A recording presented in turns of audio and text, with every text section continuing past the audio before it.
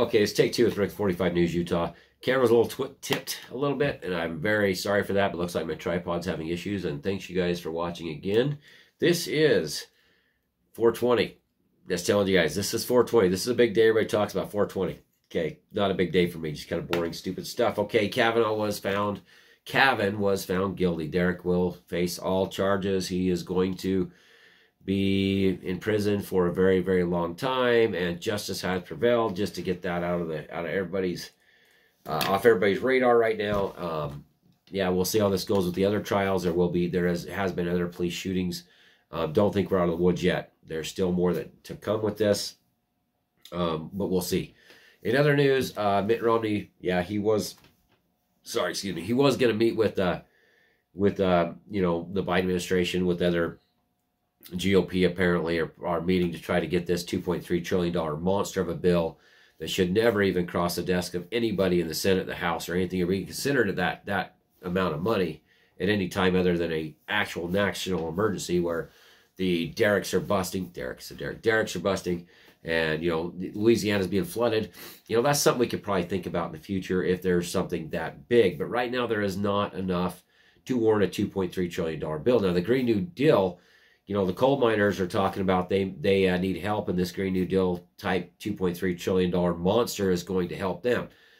Realistically, we have remote workers everywhere, and that's what's driving the entire housing crisis across the West.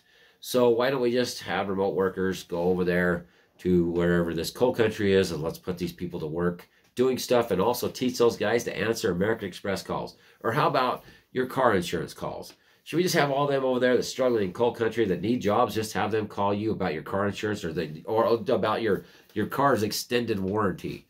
That'd be great, wouldn't it? Pull that from wherever, Pakistan, let's just get it back in America, and we can actually have some sort of work in America. Now, to get on that subject of remote workers and the housing crisis that I am basically bringing up full force. The housing crisis is what's happening. We have a massive housing crisis. This stuff over here is lots of fun. It's a great time. It's fun. Derek's guilty. It's over. Yay! Let's just move on with our lives. The housing crisis that houses $400,000 in rural America is going to kill rural America. It's going to kill it. You're going to see in the future an entire generation or two that are completely priced out of the housing market, that can't afford to live anywhere. Unless they live in a community house with 2 or 3 individual people that are not married, that can't have kids, or not going to have kids, and then you're going to have you're having a southern border crisis where 1 million people is going to be here by May. It's 10,000 a day was what they were reporting last month. The numbers are way above that. Drugs flowing into America left and right, reported by the sheriffs off the border that are catching these drug criminals just pumping drugs in the United States. Heroin, fentanyl, meth just coming in left and right, affecting everybody's families that I know, that have a drug addiction. It's easy. It's easy access when the border's completely wide open. Now the Border Patrol's doing the best they can do, and bless those sheriffs down there in Arizona, New Mexico, Texas that are fighting for us. That are fighting to stop those drugs, but they can only do so much. They can only do so much, guys. But the housing market, back on that. So as this free-flowing migration from these cities are coming into places like Utah, they're driving the market through the roof, just completely through the roof. And how can you work a job at a factory here for $12 to $15 an hour if you're lucky, and afford, let's say, a $400,000 house, or let's say $380,000 to $400,000 house? When the house goes on the market, somebody comes with $50,000 over the asking price and hands them cash. That's what's happening. There's 200 homes on the market in St. George. I doubt that, by the way. And there's 2,000 realtors down there. That's how it's going. So the house comes on the market, they throw cash. They're cash buyers. They have extra cash. So realistically, we got to think about this. We have a housing crisis and a rental crisis in America right now. And people's lives are actually being affected. And not in a good way.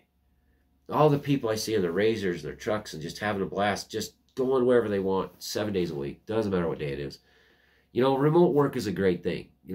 Possibly in the future when everybody can remote work. And, maybe AI bots do our jobs. I'd like to have an AI bot driving my delivery truck, and I just, chuck milk out the door at them. Here you go, here you go. Well, I'm off for the next couple days. Have a nice day, remote worker guy. But it isn't here for the rest of us. It's only here for the rich or the upper class, $100,000 a year or triple-digit figure a year incomes. Now, I'm not bagging on them. I would leave these cities if I could. But believe me, if I could work another place other than Salt Lake or Silicon Valley or, you know, one of these major cities, I'd be gone faster than you could ever imagine. But the problem is the rest of the country's left holding the bag when you inflate everything up to where they can't survive. So, and that's just not something that's going to go away anytime soon. You know, if they don't make it so the housing market goes back to where it's supposed to be. I know the 2% interest rate is great. That's meant to make houses more affordable for people when they buy them. They have less of an interest rate. They can pay their house off. They can gain some kind of actual tangible wealth other than a 401k they're going to take half if they take it, or their retirement, or anything like that they're just going to steal when you die anyway, and the death tax is going to take the rest of it. So what they're talking about is getting people in houses 2%, spurring the housing market during a fake fiat currency, completely changed economy, and people can afford to buy a house, have children, get married, you know, contribute to the machine. Well, they can't. It's not happening like they're supposed to. The U.S. population is stagnant, except for immigration. Huge amounts of immigration is happening. That's what's driving the population. That thus is the Green New Deal. You know, it's people cause the pollution. People cause the pollution. I can't tell environmentalists any more than that. The more people you bring, the more pollution you bring, period. It's not going to change. Unless everybody's living in a bubble somewhere. No, you're going to put, the natural resources are going to struggle, just like the water. You know, the wildlife's going to struggle.